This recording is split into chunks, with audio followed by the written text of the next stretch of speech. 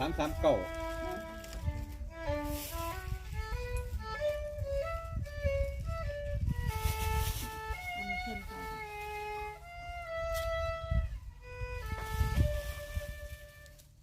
เกินบน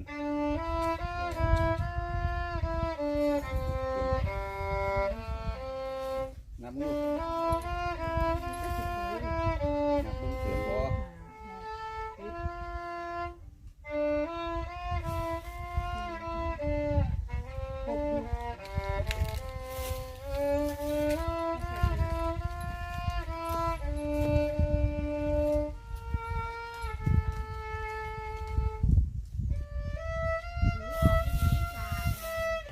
กาแฟนี่บ่ล่ะกาแฟบ่ได้บ่ได้ไปใส่ในตู้บ่ได้กาแฟไปกัน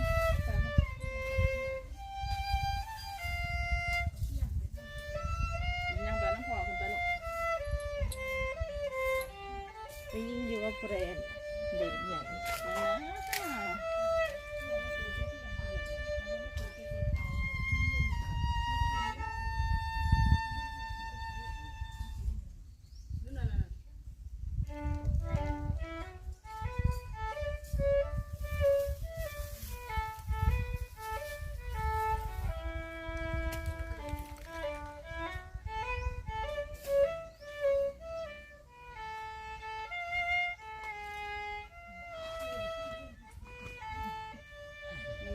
ฟังเพลงคลาสสิกกัน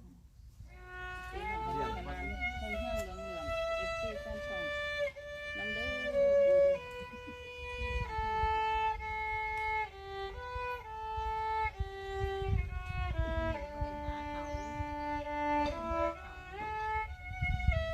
กินเทียบไว้ดอก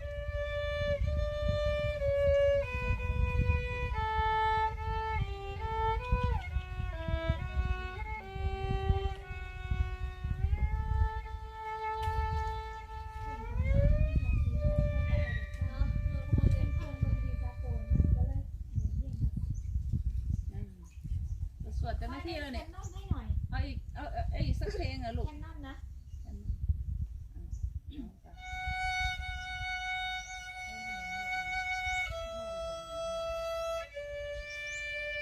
่มาจากอุบลราชธานีนะคะ FC นะคะมาจากอุบลราชธานีนะคะพี่น้องเด้อค่ะได้เดินทางมาหอดมาถึงนะคะก็มาเล่นให้ปูฟังนะคะพี่น้องเนาะ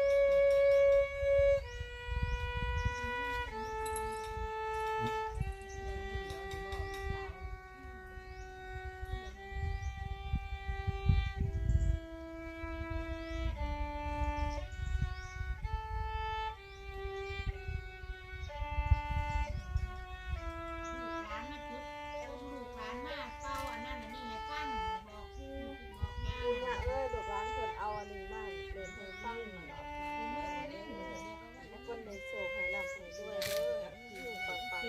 สตังวันไหนจะตามพุทธนาจะจะปราอัตโรหังเสียงสตังก็ต้องเปลี่ย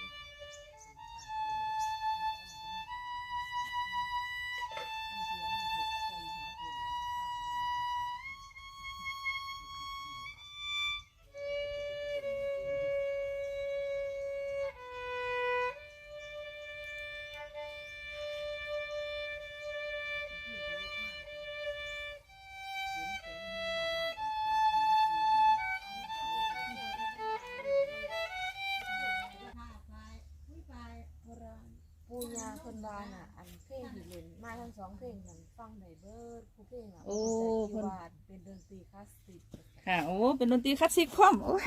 ปูยากระโหดบานเลยนะคนบ้านอันละครโศกคอลาบมันบ่ว่าซั่นละครโศกคอลาบก็ให้หน้าที่การงานเพื่อไปสอบอีกอย่างก็ให้สอบติดว่าซั่นเพิ่นค่ะสาธุเป็นหลานเพิ่นตั้งแต่อดีตศาสตร์เป็นเป็นครูสอนบรรเลงเพลงโอ้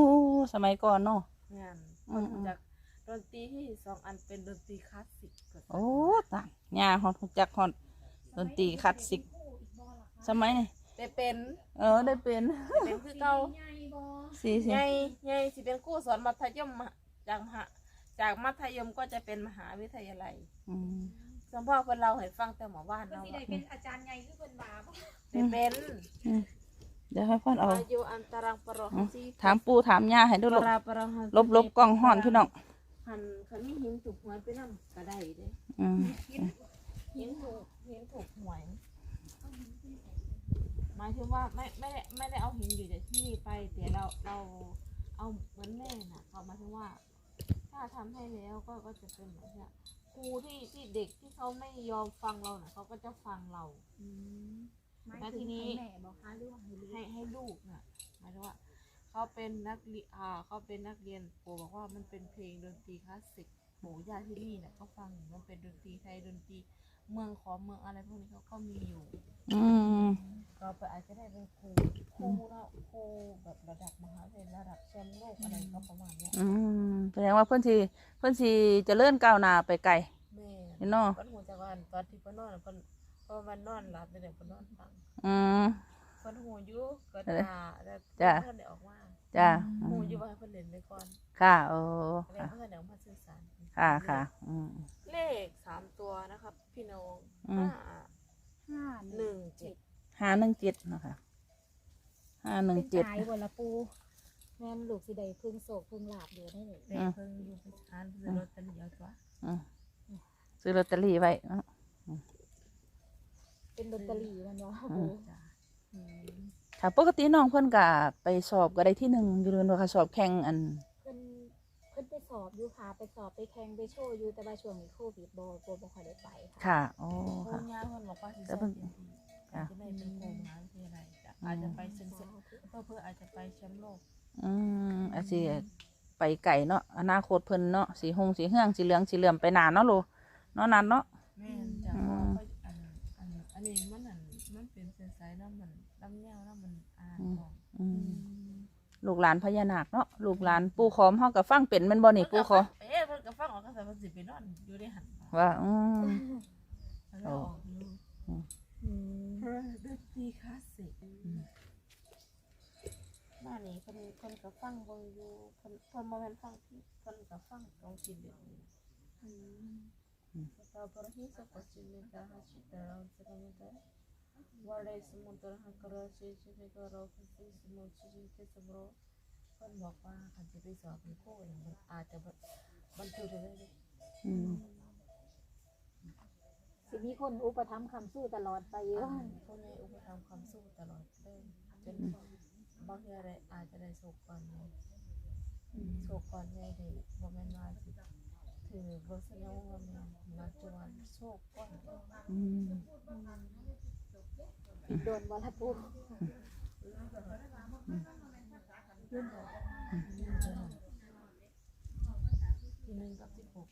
อากาศเดือนนี้ปีใหม่นี้เห็นสิโศกค่ะ สาธุเอาตัวเลขยังก่อนนั้นลูกเบิ่งไม้ให้อีกเทื่อนึง ข้าวดีหน่อยลูก 517 517 ถ้าเลขขึ้นก็คือสิเป็น715นะคะพี่น้องค่ะ517715นะคะคลิปนี้ก็อย่าลืมนะคะพี่น้องเด้อเดือนเกิดเลยใช่ไหมลูกอ้าวมีลุ้นเดือนเกิดเลยลูกบอกอะค่ะ517715นะคะพี่น้องเด้อค่ะคลิปนี้ก็ขอให้เฮงขอให้ปังขอให้ดังขอให้รวยสู้ขู่สุขคนค่ะพี่น้องค่ะสวัสดีค่ะ